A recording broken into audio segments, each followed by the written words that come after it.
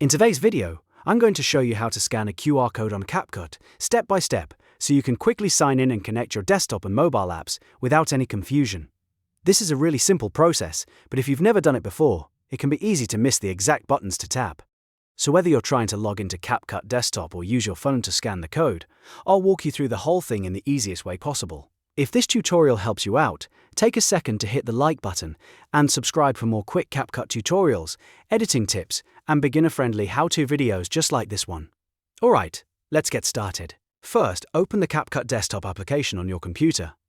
Once you're on the homepage, look to the top left corner of the screen and click the Sign In button. This is where CapCut gives you the different login options, and for this method, we want to use the QR code Sign In option. After clicking Sign In, choose the Use QR code option. CapCut will immediately generate a unique QR code on your monitor. This code is what you'll scan with your desktop app quickly and securely. Now, grab your phone and open the CapCut mobile app. Once the app is open, tap the Me tab, which is the Profile section in the bottom menu bar. This is where your account settings and login tools are located. Inside the Me section, look for the Scan option and use it to scan the QR code showing on your computer screen. Point your phone camera at the code and wait a moment for it to register. Once CapCut recognizes the code, your account will be signed in and connected. And that's really all there is to it.